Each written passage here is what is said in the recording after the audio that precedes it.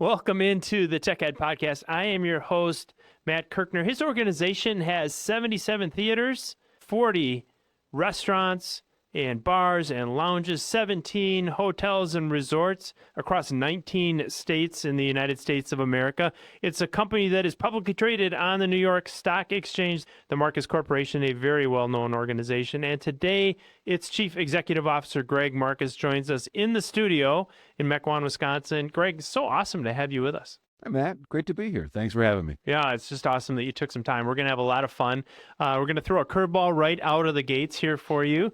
And everybody thinks we're going to ask questions about technology and the world of entertainment and cinema. They're going to ask about hospitality. And yeah, we'll get into those kind of things. First question is, happen to know you're a jazz aficionado. And I've actually seen you perform because you and I were at an event together, I guess maybe 5 or 6 years ago, where they invited you up to play. And it was awesome. So let's start with that. I'm glad you were drinking before. Yeah, right. Yeah, exactly. We won't tell you how much, but no, it was terrific and actually really impressive. You're quite an accomplished musician. And so let's start with that. Where does this interest in jazz music come from? Simply, it was my grandfather. Okay. My grandfather, not Ben Marcus, who's Okay. the grandfather that most people know. Of course. It was a guy named Marv Glasspiegel, Okay. who was from Milwaukee, actually, and was a great jazz piano player. Wow. And so I grew up listening to jazz, because they lived here in Milwaukee, and I was so lucky. All of my grandparents lived here in Milwaukee. So cool. And so growing up, everyone was a bike ride away. Yeah. I was always listening to music and listening to jazz music, and my grandfather loved jazz. In fact, I've inherited some great things from him. I got his jazz record collection. Oh, did you really? So All I had- vinyl? Yeah. I got a big vinyl collection. Yeah. And I also I have his piano, Or do you which really? is really cool. Yeah. Huh. Awesome. So you get this Marv Glasspiegel, did I say that right? Yep. Exactly Yeah. right. So you get this interest in jazz music from him. Or did you start playing and performing at a young age, or were you more listening? And tell us about that. It's interesting. I started with classical, and but he was teaching me stuff, and I sort of wanted to play more pop. I was playing a little bit of jazz. I was learning some of that. Interestingly, I did not. I was getting some jazz education as I was growing up. I didn't play out a whole lot. I did a little bit, and did some high school stuff. And then in college, I went to Indiana University, which has a great music school. And you were an accounting major, right? Yes. Yeah, right. Accounting major, photography minor. Okay, Not a lot of those. Yeah, floating right. around. Maybe the only one in the history of the school. So I would take classes in the music school, and I took some really incredible jazz music classes while I was there. But I always sort of kept at it. And almost 20 years, a little under 20 years ago, I was back, and I was playing. I was always I always had a piano around. I was playing. I wasn't playing out. When I say playing out, I mean playing with Right, other yeah, playing groups, playing with absolutely. people. But I felt I was stale. I was playing the same thing over and over again. And I called a friend of mine in town, who's another business guy, and I said, and he's also a jazz guitar player. And I said, Cool. Bill Boniface, if you know him. I Okay. said, Bill, I need to find someone to work with. He goes, I got the guy for you. And it's a mutual friend of ours, Yeah, Mark Davis. Absolutely awesome. And he connects me with Mark, and I get totally into it. Yeah. And that led to a whole group it was amazing. I got a whole new group of friends I wasn't looking for, but I love having. And the musicians it's such a cool here. culture, yeah. Yeah, and the jazz culture.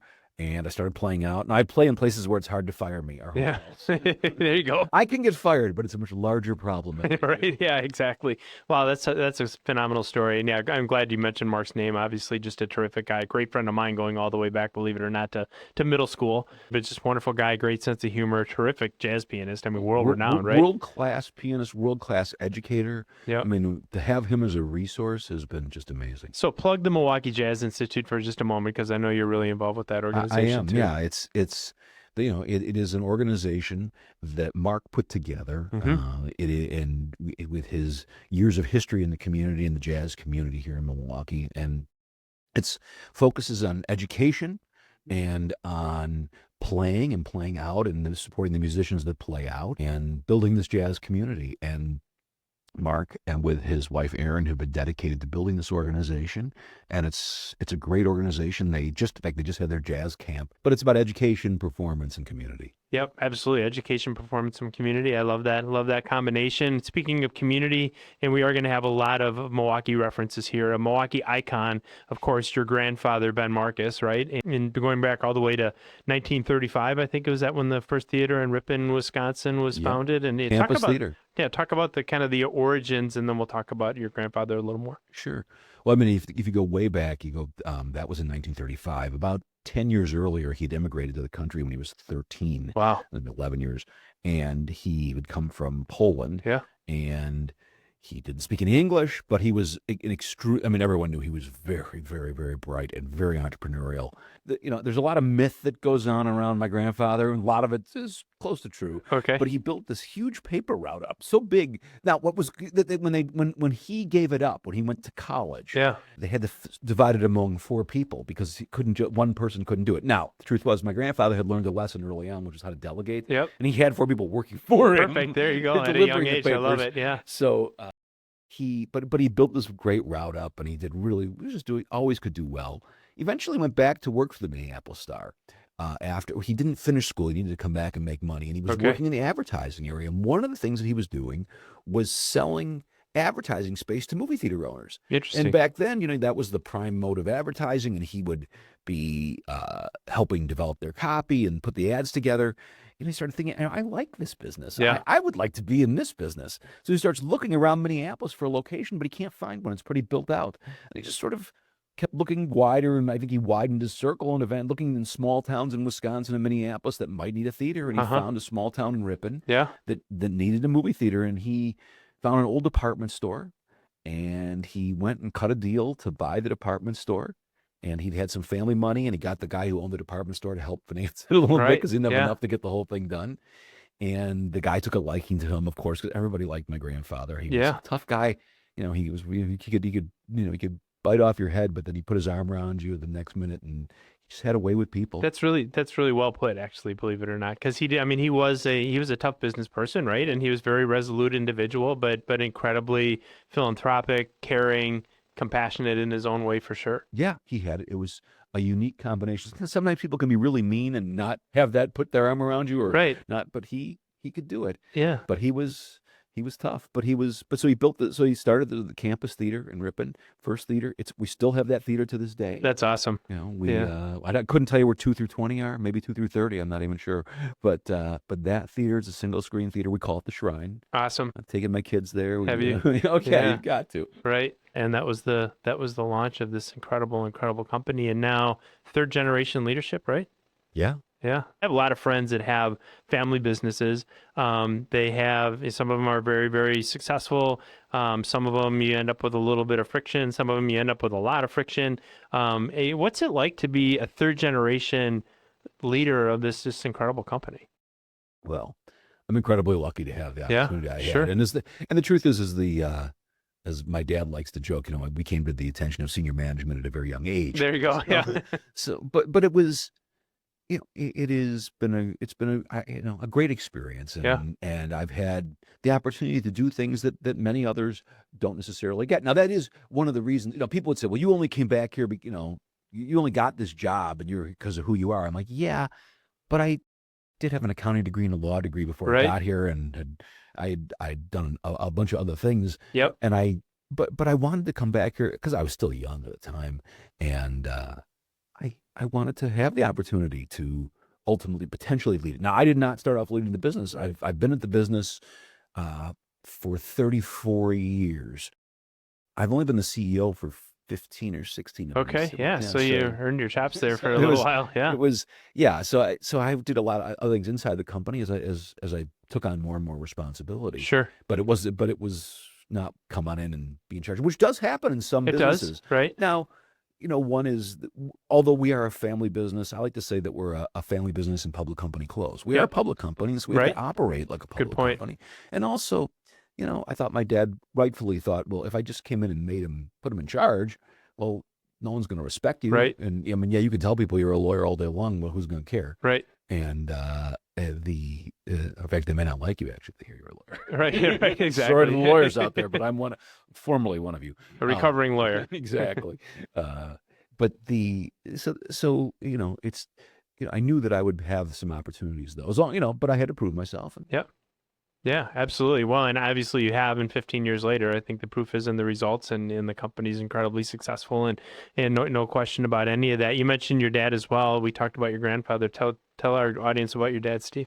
Sure. My dad, Steve, a great guy, and equally smart as my grandfather. I mean, really very accomplished. He came back to the business in 1962. So if you want, we'll give you a little history of the business, Yeah. and it'll all sort of tie together. Because so my grandfather gets in the business, and he has this first movie theater, very successful, starts buying other theaters and developing other theaters. And along, about 10, 15 years later comes television. Right. And it upends the business. Sure. I mean, it's a complete disaster for the movie theater business. And my grandfather decides two things at that point. He has this feeling that, first of all, that the movies are hurt, but they're not going to go away. Right. The pendulum will swing too far to the extreme. Sure. And so he uses that opportunity to acquire a lot of theaters. Awesome. And that were down in the dumps, and became partners with landlords who had these theaters and they didn't know what to do with them. Yep. And so he, realizing that he could take it, he could be a part of that. But he also said, you know what, I shouldn't have all my eggs in one basket. And he starts diversifying and saying, I got to have some other businesses. Sure. He actually got into the restaurant business. Okay. And it's a great story. He goes out to California. He has this idea that he sees Disneyland coming on. He's like, there should be Disneyland in Florida. There was no Disney World at this point, and he I guess had some land somewhere in Florida that he put up. He and his partner go to meet with Disney. Now he can get to Disney because of so he goes to meet with Walt Disney. I don't know if he meets with Walt, but somebody in the organization. Company. Okay, go ahead. And he pitches this, and they're like, "Yeah, no, it's too early. We're not ready to do that." And it's, for all I know, they had all of Orlando optioned up at that point. So, but while he's there, he sees this thing called Bob's Big Boy. Okay. And there is no fast food. There's nothing. He's like, you know what? And they're lined up out the door. Him and his partner had been in the restaurant business too, and said, you know what? We should look at this. They look at it. They decide on the spot to do it. They sign up the rights to Wisconsin, ultimately to Wisconsin, Minnesota, Iowa, and Illinois to develop Big Boys. Yeah. Which were awesome restaurants. Huge. Like, so successful. Right. And then that got him into Kentucky Fried Chickens, KFC's, and then we were into Applebee's. Restaurants became at one point the biggest part of our business. And at the same time, he was making some real estate investments. So it's the 50s, getting into the 60s. Restaurants are cooking along, so to speak, and the theaters are doing okay. And he also had bought a motel in Appleton. Okay. It was called the Guest House Inn, and I would affectionately describe it as a Soprano-style motel. Okay. Sopranos because it's like, you back the car up to the room because the doors were back the car up, throw the body in, and leave. Right. So he had this. I tell you this because with the way the story's going to go is so interesting. So now it's now early 60s, like 61 or something, and he had now moved to Milwaukee, and he's with his buddies. And they all have their own businesses. One of them has got like a meat business, and one of them's a cleaners. And they said to him, Ben, the Pfister, which is the Grand Dame, the Milwaukee hotels, something's wrong. They're not paying their bills. They have a problem. They're going to go under. You're in the hotel business. You should buy this. In the hotel business, he owned a motor inn in central Wisconsin, and here's this Grand Dame hotel. Yeah, a beautiful one. Yeah, probably it's 70 years old. It's now 130 years old.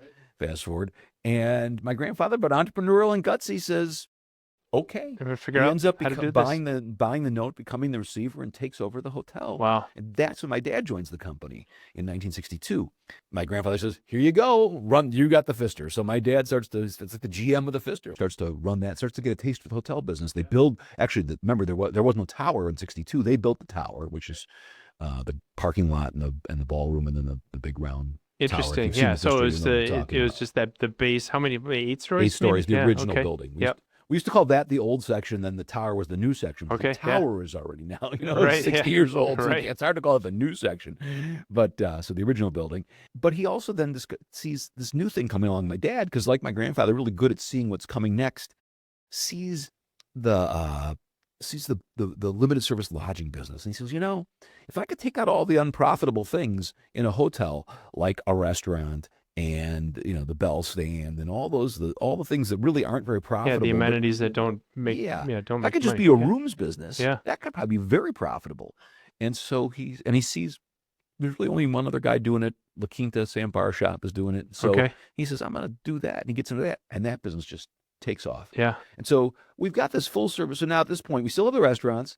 They're starting to get a little tired. The theaters are going along. The limited service lodging is going crazy. It's called Budgetel. Ultimately, we changed the name to Baymont and then we sell it. But then, and the full service, we got a few hotels. We have the Hilton, which at that point was the Mark Plaza, and the Pfister. But that really wasn't the focus of the business.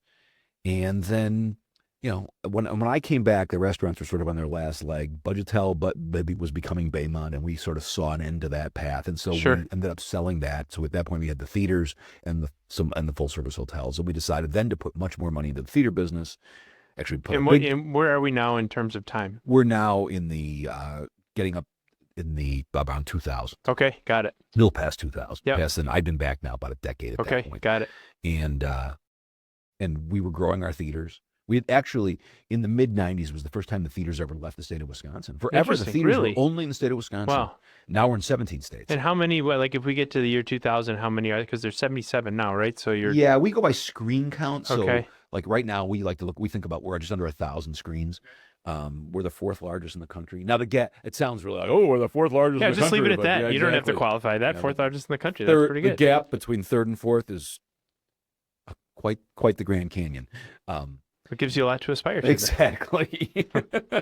So I have to ask you this. So Big Boy, by the way, and they were ubiquitous when I was growing up in the Milwaukee area.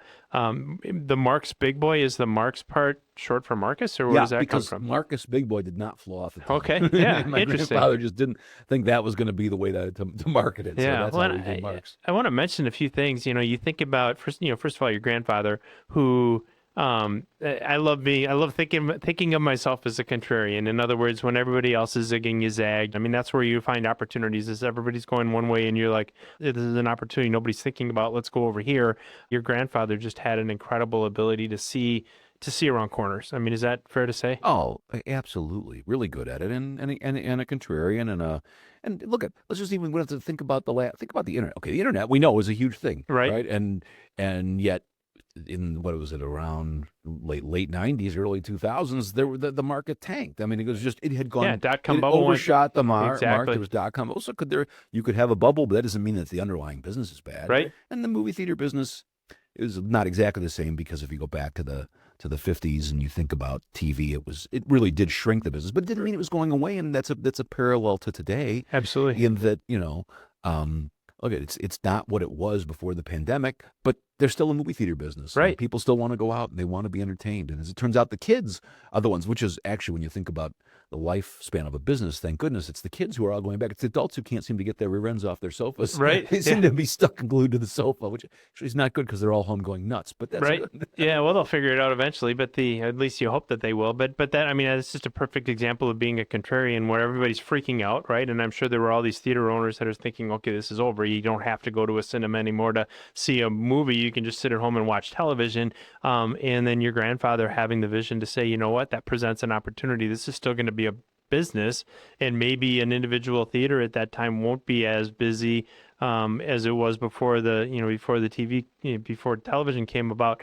On the other hand, if I just expand and buy more and more of these that are now undervalued because nobody sees what I see, and that's exactly what he did. And it's just, I absolutely love stories like that. But as you look over the evolution of this organization, Greg, and thinking back to kind of the fabric that's really made it a successful organization, what's one thing you would say is like the same and hasn't changed since 1935? And then what are some ways in which the culture or the business or the way you think about it has had to morph a little bit? The one thing is, actually, I'm going to cheat, because the one thing is called Ben's Commandments. Okay. Which there'd be 10 of them. I won't give you all 10. I don't know that I could take the quiz on all 10. But my grandfather sort of put his precepts about what he thought was important about the ways to do business. Okay. Most of which we still use to this day. Awesome. And so the one is, keep your balance sheet strong. And that was, don't over lever yourself. Right. Especially our businesses where you don't know who's going to show up the next day. Totally. Yeah. To be over levered has been a recipe for disaster for people. And so keeping your balance sheet strong has been really important. And it's what got us to the pandemic. I'd love to tell you it's because I'm so smart. I figured it all out. We just didn't have so much debt that we couldn't get through it. We had debt, and it was managing. We had to manage it. And there were some days I was quite terrified. and we had to take on more debt to get through it, which we actually subsequently retired. But it was a challenge. But keep your balance sheet strong. People are your most important asset. Yeah. I mean, and that we say it, we try to walk the walk. Do I suspect that we blow it occasionally? Yeah, Everybody does, but do. yeah. But recognizing how important your people are, I think that applies to any business, but 100%. especially a business like ours, it's a service business. You bet. You know, give back to the communities you live in. I mean, those are all things that we hold true. Own your real estate. We are actually an anomaly in the feeder business. Most of the guys just rent. We own most of our real estate. Some we don't, because as we've acquired things along the way, you just have to take on some leases. But in our hotels, we own our hotels. So we try to own our real estate. Those things are foundational to what we do. The other thing, which is it's an irony in that, but it reminds you that things do change. Change is the only constant. Yep. And so knowing that things are going to change is at least you're forewarned. Right. Yeah. Right. It's going to change. And so the business has changed over the years, and it's always changing. And it's funny, people would get up to me and they'd say, when I first started this, I think they've stopped asking because when I'm going to tell you, they'll realize it was futile. They'd say, Greg, what is your vision? Where are we going to be in 10 years? And I'd say, I don't know. Right. And they're like, what do you mean you don't know? I'm like, I don't know. I said, what I know is that we're going to stick to what we know, which is we're going to keep our balance sheet strong. We're going to try to own our real estate. We're going to remember that people are our most important asset. And we're going to think opportunistically about what to take, where to make our investments. Sure. And it'll all work out then when we do that. Absolutely. But the most part, it has. We've had some boo-boos. Yeah, well, every organization has a couple of them, and you just never know quite what's going to come at you. And so it's been certainly through the pandemic for an organization like yours. I want to get into that a little bit deeper in a moment. But I'm gonna have to lay down like a psychiatrist. Right? Yeah. We'll have a couch in here exactly in 5 hours instead of one or whatever. First of all, these 10 commandments. The idea of keeping your balance sheet strong. I can tell you, owning and running several businesses now. I've been in highly levered businesses. I worked in private equity with private equity backed companies for a number of years, and that model only works if you're levered up, right? That's the only way to be able to get the leverage that you want out of the equity investment. But they have a portfolio where they have a lot of them. They're spreading their risk out. Wrong, yep, absolutely. They have when you only have one, if you lever it up, you're done. No, exactly, and that's exactly the way I think about the businesses that we're in. We carry almost no debt other than trade payables, and it wasn't always that way. We had to work our way out of that. But number one, I sleep way better at night, knowing that that we're even if we have some major disruption in the business, that you're still going to be able to take care of all of your fixed costs. Everybody keeps working, keeping reinvesting in the business. The other thing I think is it allows you to be more of a risk taker in a lot of ways, where that you've got this backstop if things don't go exactly the way that you want. I would also connect that concept with the idea of owning your own real estate, which is a way of making your balance sheet strong too over the course of time, especially if you've got all those assets on the asset side of your balance sheet. So those are perfectly connected. So both great business lessons from your grandfather. Talk about the pandemic a bit.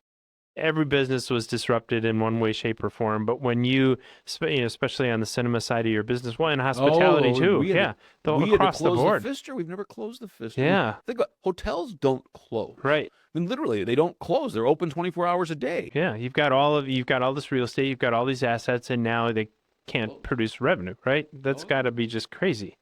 Yeah, that's a word. Yeah. It was a nightmare. I mean, it was unimaginable. I couldn't have, we carried low leverage, not because we imagined that the world is like ending for a while. It was the most challenging time that I can ever remember. And my dad said even TB coming for the feeders was nothing like really the pandemic, because we were shut down. Yeah. We were going through $10 to $15 million a month just going out the door. We were trying to balance the need of because the business, we figured it would be reopening. First of all, it was kept being, this is going to be a few weeks, right? And this is going to be a month, and then it's 6 months later. The theaters aren't even open yet. The hotels had opened over the summer, but the theaters were really essentially closed. And then when we opened them, there was still so many restrictions and such challenges that in a hotel you could at least go to your room and be by yourself. In the theaters, you were sitting around together. Exactly. And so that was a much more challenging environment. But they were all. For a while, I mean, I wondered. I thought, oh my God, we worked so hard all these years, and this is what's going to happen. Wow, is this the end? Huh. I mean, because we just, who knew how long it would then last? Because it was going on and on, and it's funny during that time. People people didn't want things to stop. So like local organizations were still having they would have these, if you remember, these online seminars, Right. and I would get invited to be in them a lot. And I think I still make this joke that I was the poster boy for Schadenfreude, Yeah. pleasure in the misery of others, Yeah, right? absolutely. And like people would be like, hey, today we're here to talk about the pandemic, and we have Greg Marcus. And if you think your life is screwed up, look at his. look at him. He's really in bad shape. That's awesome. And so So looking back on it, it's a great story. So yeah. I did a lot of that, but I would tell people the same thing that I believe to be true today, and that is, as humans, we are wired to be together. We want to be with other humans. We desire that connection, and it's important for those connections are really important. And I said, that's why I believe there will always be a movie theater business. People are going to want to be together. There's going to be a hotel business. They're going to want to travel. They're going to want to network. They're going to want to do all those things. And so I'm mostly right. Theaters aren't back to where they were, but they are. They're back in a lot of ways. This summer, we're close to pre-pandemic levels in terms of box office dollars. Okay. I just read you just had like your biggest weekend ever, didn't you? We had a very big weekend. Opening weekend. Yeah, it was a very big weekend for Toy Story 5, which was a great movie. I haven't seen it yet. Oh, is it's so good. Yeah. I mean, yeah, it was, it's, I guess I'll reveal something about myself and my humor, in that one of the characters is an older, like, let's say, I'm guessing like, an older 20-year-old electronic device. And it was, the reason its toy was that it was teaching kids how to be potty trained. Okay.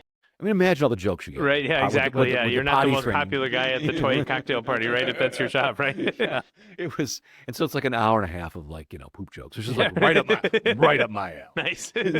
That's awesome. Well, I'm definitely going to check that out. And for our listeners who are not offended, right, exactly. Exactly. I'm sure Toy Story 5 would love to know that that's how we characterize their film. But Greg is the face you see at the beginning of every single film. For better or worse. And it's terrific. I mean, you've become a little bit of this kind of this celebrity. I just read somewhere. I used to spend a ton of time on TikTok, and I was in China for a week last August, and before I went, about 2 months before I just had these, bite dance paranoia or whatever. So I shut down my TikTok account. But I mean, you're viral all over TikTok with so talk about that. Talk about the persona that is not just the organization, but you're the face of the company and have this, you have a familiarity with the audience. I think that is really unique in the space that you're in. Just what does that mean to you? Yeah, nobody else is crazy enough to do what I've done. Yeah. It's funny. I didn't do it to, people are like, oh, Greg, you giant egomaniac. All you want to do is see yourself on the screen. I recently told the managers we had a managers meeting. We have a regular conference, and we all bring hundreds of managers in. And sure. And I was telling, it's been I've been on for 14 years. And so wow. Not many of them know exactly sort of why it all happened. And they just think I'm a giant egomaniac. And so I'm like, they don't.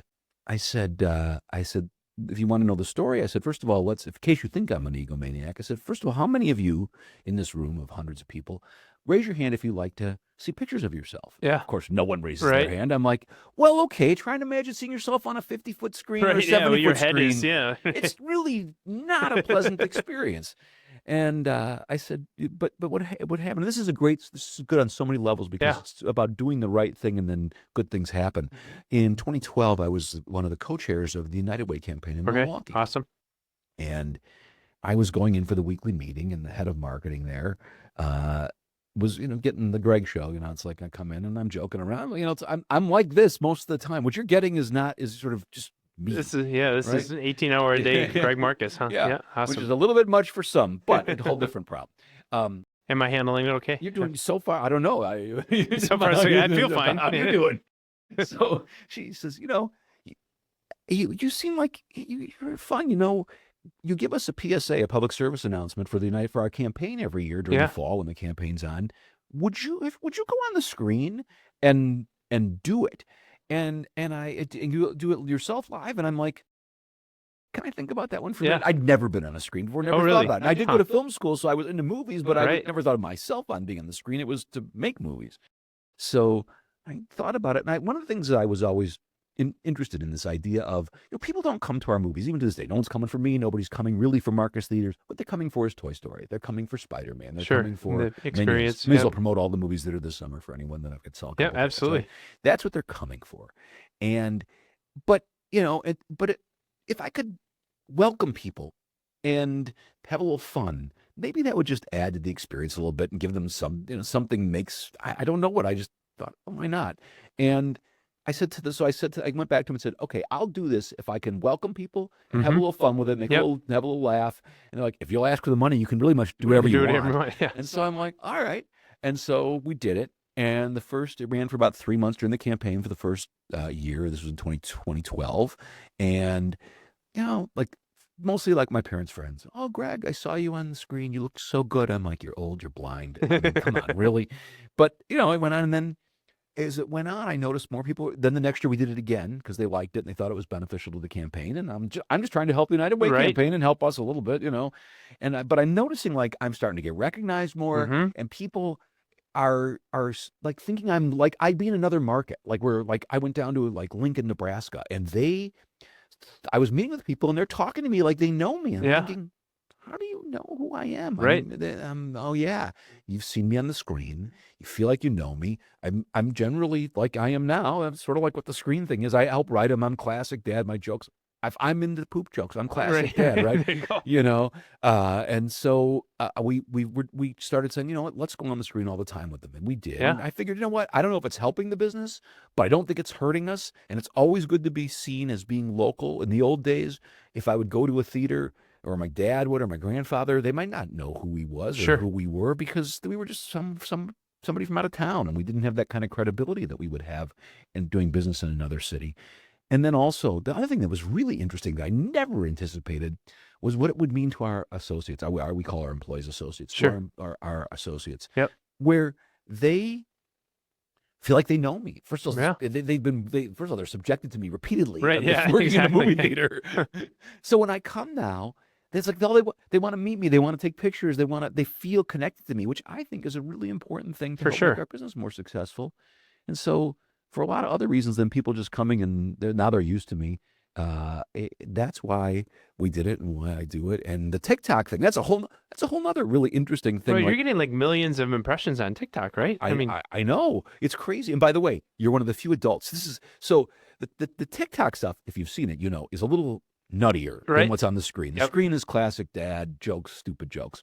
The TikTok stuff is more what's on trend and whatever's being goofy with TikTok, which I'm more than willing to subject myself to. But I also know that's not I can do it, but we have a social media team. You're getting some help. There's some 20-year-olds, and I pretty much do whatever they say. Yeah. But it was really interesting. They came in at first their social media. That's a good business plan. Do whatever the 20-year-olds say. Exactly. So they come in, and this was where it started was actually with Instagram. They're like, you should have an Instagram account. I'm like, okay. I said, how many followers do you think that I could get? And they're like, we think you can get 20,000 followers. I'm like, okay, let's think about this one for a second. Yeah. Well, I said, I'll try it with you, but let's just think about the time we're going to spend doing this and how much time it will take. We sell, over 20 million tickets. Right. If I'm only talking to 20,000 people, that's not the best use of my time, as fun as this will be. Yeah. And I'm a goof. I love doing this stuff. Right. But I'm not gonna, do for 20,000. So, but I'm always willing to try new things. So it's an important lesson. Just be willing to try stuff. Yep. So now this TikTok stuff starts happening. They come in and they say, let's try TikTok. I'm like, okay. Yeah. And we did one, and it was like, we got like 750,000 hits. I'm like, wow. Okay, you have my attention. We're onto now. something. Yeah, I absolutely. will be a part of this. And so they don't all have that kind of traction, but we've had some, and they sort of lever it now with Instagram stories. And we had one that had 5 million views. It's crazy. If you could tell, the best part of it was they showed me it's like I had to say, I'm a snake, which was some YouTube thing, right?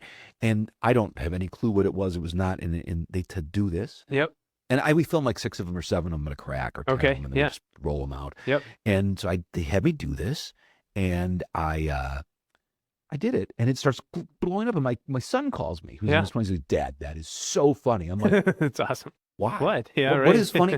Michael, I see this blowing up, but what is funny about this? He goes, oh, it's this old YouTube thing, and he points to it, and I'm like, oh yeah, that looks familiar. They showed it to me right before I did it and said, do this. Have I'm you like, done the Talk Like a Dinosaur one yet? I haven't seen that, I but have not had to do that. No. yeah, it's I'm on YouTube Shorts now, and it's similar to TikTok. Although I'll admit I kind of prefer TikTok a little bit better, a little bit more. But I need to get back on, I guess, now that I'm back from China. Yeah, it's just amazing to think that you're reaching 5 million people, and it's not free, right? Because you have a social media team that's doing this and what have you. But it's not like you're paying for that advertising necessarily. Yeah, no, it's actually really good, and it's what the funny thing was the first time I read the comments. The most interesting is the comments. I have to admit, the first time I read the comments, I was terrified to read them. I was thinking to read, Yep. like, you old, get off, what are you doing on TikTok? You Yep. suck. All these horrible, sorry, use the word suck. You're terrible. But no, it's like a love fest. It's the funniest thing. But what I love reading is, I just remembered I have to go to the movies. I want to go to the movies, and that's okay. That's what we're trying to do. So it's just about familiarity and Yep. brand. And what do they say? Half my advertising works. I just don't know which half. Yeah, exactly. Yeah, well, and I'll just mention a couple things. I think part of it is you create an intimacy, especially on the on-screen stuff with the audience, right? So it's just really powerful for your brand, as you mentioned earlier. To a lot of people, the cinema experience isn't about whose name is on it necessarily. It's about what did you see and what was that experience about. So you create this intimacy with the audience, and then the other thing is just you have this kind of friendly, lovable demeanor about you when you're on that screen, and I think it really, really, really, it's working. Obviously, it's working really, really well. Actually, it's funny you say Yeah. that because that is sort of what I'm like. But I have to admit, I don't know if you saw the McDonald's CEO thing. Did you see this? I know for sure, yeah, with the burger, right? hamburger, With and hamburger. yeah, exactly. My favorite one, and we all thought like, well, I mean, this social media team must not like him very much because they had to know that Right. this was going on. And what if you saw, there were a bunch of ones that copied him to make fun of. Yeah, what well, went the on. Burger King one was, Oh yeah, yeah, there absolutely. was my favorite one is where he's like doing it and he's imitating him and he's like, and we've got this big arch with the sauce product and the meat product and the whole thing, and then crispy onions, and the guy says, wait, did I approve crispy onions? Did I approve? And he sort of looks up from the camera as he's imitating. Did I approve crispy onions? Veronica, did I approve? She starts screaming. I'm like, yeah, that could be the guy. Exactly. No, those were awesome. It's saying you never know what's going to light up like that.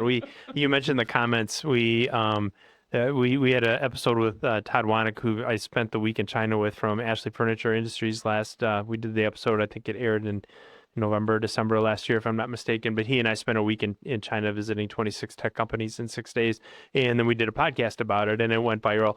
And I was just flipping through the comments, and I don't spend a lot of time on that either. But that particular episode had tons of them. And my favorite one, I still have a screenshot of it, was, "What a stupid host." Like, oh, thank you. All right, nice pithy response. So thanks to whoever that was. But Actually, yeah, it's funny you say that. And this is why I was worried to read the comments at first, because TikTok is tends to be apparently a very nice environment. What I've noticed, but yep, Twitter maybe not as much. for Or sure, X, yeah, whatever, but it was still Twitter back then. And the yep, first time when we were going on, someone posted on X. And usually it's drunk people late at night, because usually I'll find is the mean comments go up late at night and they're right, gone by the morning when the guy right, sobers yeah. up. It's like, yeah, I shouldn't have written that. Oops. And I get on one night and I see the guy's written, "Get off my screen." Now I'm told never to respond, but Right. I can't help myself. And I write back, technically it's my screen. Right. That's awesome. But I'm glad you're at the movies. But yeah, absolutely appreciate you being there. That's beautiful. So let's talk a little bit about, I'm fascinated by markets, by finding ways to maximize revenue. I think in fact I'll preface this with a Summerfest story, because forever, Summerfest, by the way, for our non-Milwaukee listeners, largest outdoor music festival in the world. For years it was all about how many people went to Summerfest, right? It was just all about the numbers, and they'd report them every day. And if they were behind, one year it used to run for 10 days in the summer, and now it's on various weekends. But every single day, if they were behind the year before, it was like this huge deal. And that's how they measure their success, was how many people went to this festival. And then 10, 12, 15 years ago, they morphed more to, it's about finding the right consumer, giving them the greatest experience, finding opportunities to derive revenue in multiple ways. And it seems to me, you can tell me if I'm wrong, that is kind of the way the cinema industry is going, in terms of, it's not necessarily about how many people you can fill a theater with, although that's important, but it's, what is that experience, and are they willing to pay more for certain amenities? Are you targeting maybe a more affluent customer that spends money in different ways. I'm just interested in how that whole market is changing, because obviously the world you're living in now, post pandemic, before that, post streaming, and streaming even becoming more ubiquitous now. How is all of that changing in your business in terms of the consumers that you're going after, how you're maximizing, first of all, their experience in the theater, but second of all, the economic model of that experience?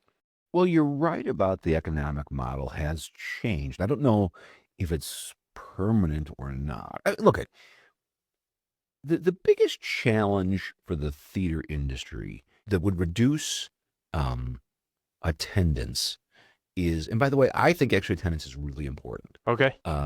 The more people, the more customers you have, the more chances you have to have revenue come in the door. So I am actually pro attendance. I'm pro attendance at Summerfest, frankly, as well. But Okay. that's a whole different issue. But Sure. look, I'm dealt a set of cards I have to play. Right. Um, Streaming, I always, what we always watched per capita visitation as more things were being sent into the home, Yep. it was eroding per capita visitation, but not to the point we've seen now. So streaming is a piece of it, and that's just the more product you stuff downstream. We call it going downstream because if you think about it, theaters are sort of the top of the food chain in terms of per capita Right. price people pay, and then it works its way through in the old days it was DVD rental, ownership rentals, and then broadcast TV, and so we go on, through that cycle, through those, it's called windows, actually, the process of selling the same thing to the same person over and over again. Sure. Just in different forms over time. Yep. Exactly. And so streaming is like supercharged TV, because that's really what it is. Yep. And that's the good thing for us in that regard, because whether you're watching Terminator on your TV because you're watching it on TNT, or you're watching it on any one of those streaming services, Sure. it's the same experience. Going to a movie theater is a completely different experience. Sure. So that keeps us differentiated in that regard. But again, demand for people's time, entertainment time, the more they pump down there, we're going to see some erosion. But there's other things that have gone on that have helped, that have actually caused the audience size to erode in the theater. One of which is what's called the window, the time that we have it for exclusivity. It used to be 6 months, years and years ago. It got down to about 3 months pre-pandemic, and now people think it's 15 seconds. But to some of the films that don't perform well, it can be 2 weeks to premium video on demand, which is a $20 rental, Right. which is a very small market, actually. Not many people want to pay $20 to rent a movie at home. Right. But they start marketing it, and the perception is that it's coming fast and it's free and it's at home and there's a ton of stuff.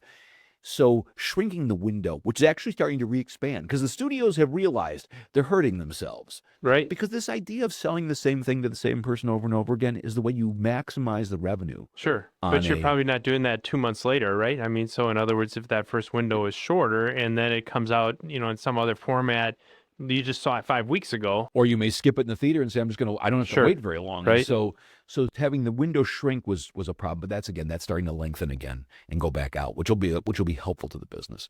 And then, the number of films we're getting from Hollywood has shrunk. When Disney bought Fox, very tough for us, because all of a sudden 10 films disappeared. And Right. The movie business is a numbers game. If you release 10 movies, 2 are great, 2 are terrible, and 6 are somewhere in the middle. Kind of like private equity. Yeah. I mean, so you gotta be capitalized well enough to sit at the table long Right. enough. And so it is, those things have eroded the attendance. Now, what's happened the other side of that is ticket prices have gone up to cover some of that. People are paying more for the premium large format stuff, the ultra screens, the Screen Sure. X's, the things like that. Yep. And our concession and food and beverage sales are up. People are treating themselves more. The most interesting thing, we sell this merchandise that's very high price, like the popcorn tubs. We sell a lot of that stuff. And my thought on that is, people are saying, well, I don't go 4 times, 5 times a year Right. anymore. I may as well treat myself the 2 times I go. I'd Right. rather, frankly, have you come 4 or 5 times. Of course. To be honest, I'd rather have that. But if the alternative is going to be you're going to come a few times and you're going to treat yourself more, then okay, I'll Right. take that trade-off. So we're adjusting to the cards we're being dealt. Yep. But if you ask me what I would prefer, I would like to have more attendance, and because I also want movie going to be seen as something that's affordable. Sure. Well, and that was going to be my question, is that what then is your message to somebody who says, look, spending whatever the number is to go to see a movie in the theater, especially if I know I can see it streaming in another 3 or 4 months, what's the message to that individual when tickets are more expensive, and especially in this economy when there's, if you believe everything you read, there's way more pressure on the paycheck that people, especially middle class and other income classes, are dealing with. What's your message to them? My message is think of the trade-offs that you're going to be making. And don't think about it as a trade-off between TV. Because look at TV and movies have always, you could watch TV for free for a long time, and movies coexisted with TV for a very long time. And we've had economic cycles where people had to tighten their belts. The interesting thing is when people have to tighten their belts, think about what you might be tightening from, where movies then become much less expensive. Well, maybe you're not going to go to a ball game. Okay. Or you're not taking that vacation. You may not be going as far. And you say, you know what? Okay, I didn't spend the thousands of dollars on my vacation. Well, maybe I'll take $100 and go to the movie theater with my family and do that, so I can at least have a 2-hour vacation with my family or by myself and get out of the house and go run away and hide from my family. Whatever your goal is. I have a joke. As long as there's 16-year-olds, we're gonna have a business because someone has to leave the house. That's awesome. I love that. So let's, you had mentioned the volume of films coming from the studios, and I think maybe the impetus for this episode, I can't remember, it was a Wall Street Journal article that I read not too long ago, and you were quoted in that Wall Street Journal article. And the exact words were, "Give us enough films." So there's this contraction of films coming from the studios? I guess let's start with that. Is that what's happening, and then why is that happening? Yeah, it's happening because a couple things. First of all, consolidation. So Disney their theory isn't to make a lot of movies. They make a few movies. So they bought Fox and they took out a producer basically, and they still make Avatar, and they make a few Fox films. The Devil Wears Prada was a Fox film. Sure. But they don't make nearly as many as they used to because that's philosophically how they operate the business, and they bought it really for the library for Disney Plus and for everything they had. So consolidation is a piece of it. The other part of it is balance sheet. So one of the things that was going on in the world was that everyone was chasing Netflix. And the idea was, well, I don't need to have windowing if I can just sell 1 billion. If my TAM is 1 billion and I can have 1 billion subscriptions or 500 million or 600 million subscriptions, I don't have to worry about all this windowing nonsense. I'll make my content and put it on my streamer and be done. Sure. It doesn't quite work that way. And Netflix is the only one who's even close. And they're even leaving money on the table by not putting their movies in theaters. Interesting. In fact, Narnia is going to be in the theaters. Yeah. And they'll have a few things in the theaters now. They're not going to be they're not going to be a great contributor to us, but initially, but you don't know where that's going to go, right? Yeah, I have no clue where that's going to go. I'm not counting on it, but we'll see what happens. Okay. But in chasing Netflix, and they had all these guys, whether it was Warner's or Paramount or NBC, they were loading up on debt and constricting their balance sheets. So Warner and Paramount, good producers. NBC's okay because they had Comcast, and actually they announced a spinoff today, but they were great balance sheet. They're okay. They weren't as constricted, and they've been a great, still prolific maker of movies. Sure. Warner used to give us 24 films a year. They're down to about 12, and it's really simple. What happens is now when you have to decide, okay, I only have this much money in the till. Right. I got to pay off my debt first. Okay, there's this much money left. Right. And I've got to support all these different businesses. I've got HBO. I've got my theatrical business. I've got all these different things.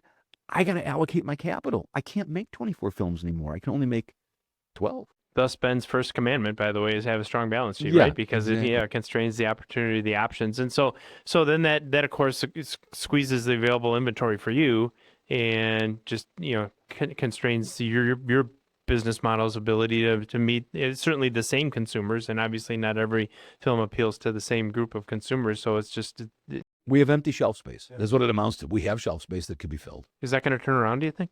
Well, I don't know. We'll see. Amazon, all of a sudden, Project Hail Mary was a huge thing. Amazon has said they're going to be committed to theatrical. Because they do. One of the things that they do realize is that films that play theatrically and do well do better on streaming. Interesting. It increases the value downstream. And just think about, it's sort of logical, right? Think about how you use your streaming service. You go on, yep, and you say, okay, family, let's engage in the torture of picking a movie tonight. Which I hate, by the way. Yeah, so you hate look that at the process, thing, and you're trying to figure out what to watch. You're looking at 1,000 tiles, and you can't figure it out.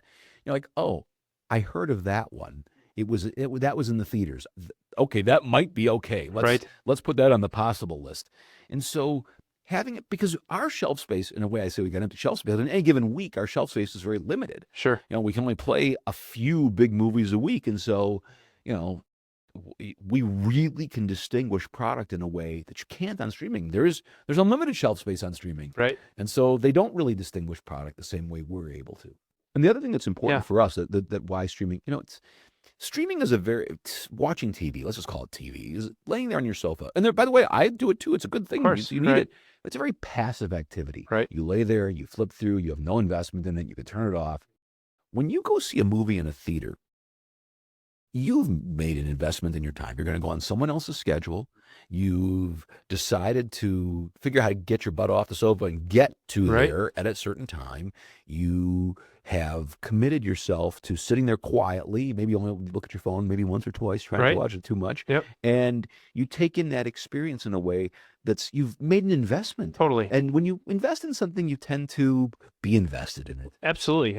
I mean, when something is free, then that's the value that somebody attaches to it. Not necessarily that streaming or watching television is free, although it can be sometimes. But yeah, when you've made that decision, you've paid the money for the ticket, you bought your big bucket of popcorn, and yeah, you've got that investment. Don't forget your candy and your soda. Yeah, exactly. The jujubes. That's And your it's funny, pizza.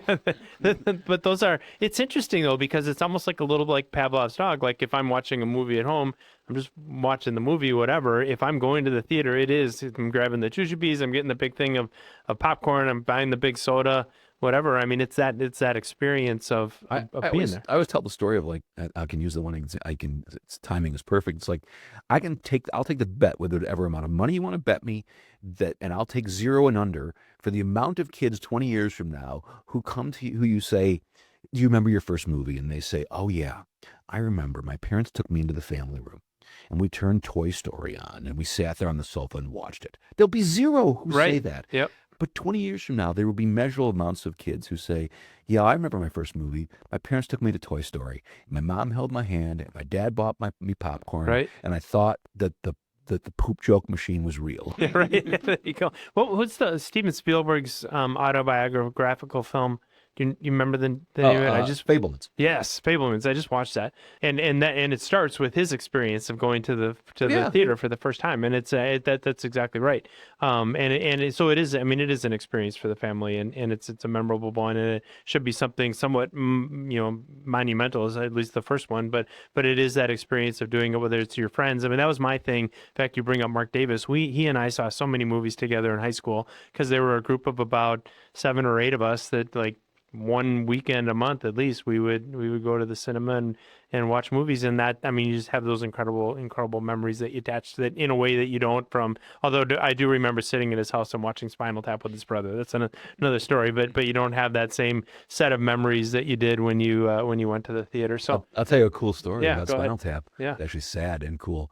I was, I'm into movies. When I went to film school, which I dropped out of. But when I went in the early '90s, Yeah. late '80s, early '90s, that was Rob Reiner's, when he was really putting out, Stand By Me and Spinal Tap, Yep. and Just classics. all these great Love Stand By Princess Me, Bride, yeah. right?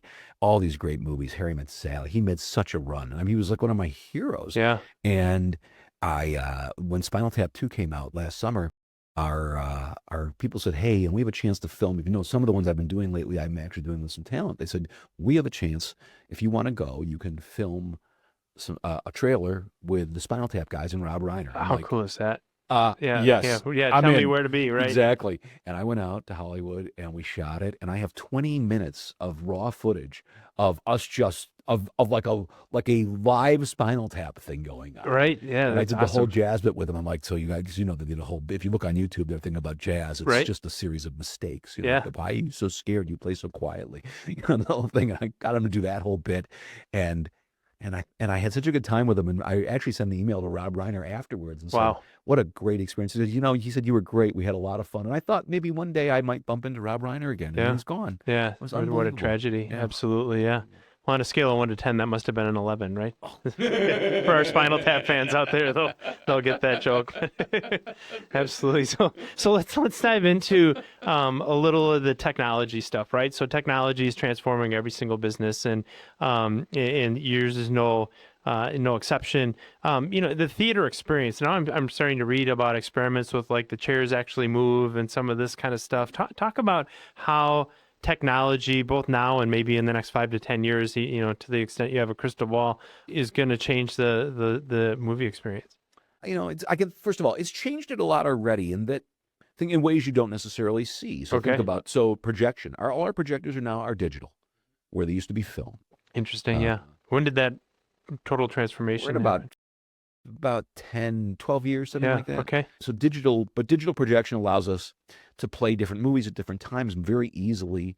It allows us to bring in content we couldn't bring in before. The Met Live, Metropolitan Opera Live, things like that. We're able to much more easily play a diverse slate of content. How you buy your tickets. You used to come into the box office. You couldn't look on a screen and see where your Right. seats were going to be. Yeah. So if you think about how that has played out, our loyalty program and how we're able to email you and how we're able to know something about you. Now, I would say that I don't think we're as good at it as we can be at sort of creating community around something that people love, like going to the movies. One time I joked with our team. I was like, because I was talking about the importance of our communities and how we should leverage our loyalty club. And I said, wouldn't it be great if our customers tattooed our products on, like the Harley customers? And wouldn't that be great? Right. And they're like, yeah, everyone agrees with me. It's great. I love when people agree with me. So now I walk out of the meeting and I think about it and I send everybody out. I was wrong. Our customers do tattoo our products on because, there are people who are walking around with Yoda tattoos. Yeah, for There are sure. people, there are people who are walking around Yeah. with Superman I had tattoos. a friend tell me about a Star Wars wedding they were at, or the groom dressed up as a Jedi last Yeah, weekend. I mean, Yeah. they are passionate about our Right. product, and so we should be able to lever that. But knowing our customers, and then AI will just be another part of that. Right. Learning, finding insights from the troves of data that we have Well, on. yeah, and let's talk about that a little bit. I've been on this kick. I had a meeting with a good friend of mine in South Dakota about 2 weeks ago, and we were just talking about publicly available data that everybody has. Is like there's a certain value to that, but it's really about how you're analyzing it or how you can apply it to your business. That his whole thesis is that the next turn in AI is going to be all of the proprietary data sets that you can't have unless you own that data, and you start thinking about, especially on the digital side, with when I went to a movie 15 years ago, you didn't know who I was, right? Maybe you did, but I'm a guy that bought a ticket and walked into the film, and now I'm sure you've got much better demographical data and for about everything, geographical, where people live, what demographics are they fitting into, what kind of movies are they choosing to see, and you've got all this data. Is that kind of where this is going? Is you've got this proprietary data and doing it in a way that obviously isn't intrusive to people's privacy, but understanding where those patterns are in your in your consumer base. So, do you have thoughts on that, on where all that's going and how you might Oh, be able to use that? absolutely. Yeah. I have actually we hired a computer scientist Okay. to lead our data strategies. He's a Okay. data scientist Yeah. to understand because we have huge volumes of data, Right. and to try to be able to maximize the performance of what we do and sell the right thing to the right person at the right time at the right price. Yeah, absolutely. So that's going to be really exciting to watch and great that you're leveraging that, because that is, I mean, you have just, across all of these different consumer experiences, the ability to understand what's working and what can be done better and all of that. That's going to be a fascinating evolution in your business. So I want to talk a little bit about, some of the pressures of being a senior executive. Got just a handful of questions left for us here on this episode of the Tech Guide Podcast with Greg Marcus. And when we think about the disruptions that you've lived through in leading this business, even in the last, as CEO, the last 15 years, whether it's the pandemic, whether it's streaming and so on, you've learned some lessons. Do you have advice that you would offer to the CEO, somebody leading an organization, on what the keys are to work through some of that disruption when it comes? Make sure you're surrounded by good people. Yeah. I mean, at the end of the day, that's what made the difference with us. I mean, that the balance sheet was important, but I didn't do it alone. I had great people around me, great board members who rose to the occasion. They're always great, but who really said, "Oh, we know you need us now." And our executive team, really, because it was hard times, and Right. then could be, easy. I guess sort of easy to walk away if you wanted to, but they stuck with it and they helped us get through it. And it was everyone working together, but having, whether it's my general counsel, Tom Kissinger, and my CFO, Doug Nice, and my current CFO, Chad Paris, and my dad, and our board members, Phil Milstein, my friend Dave, I had a board member passed away a few years ago. His name was Dave Baum, who was just a star.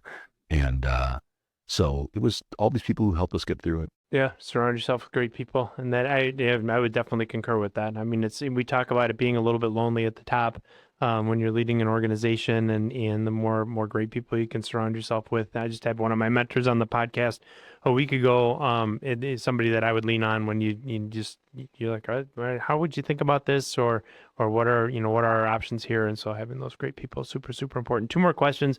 First one is. We all have our own experience going through education. These, by the way, are standard questions here on the Tech Ed podcast. So these last two we ask every single guest.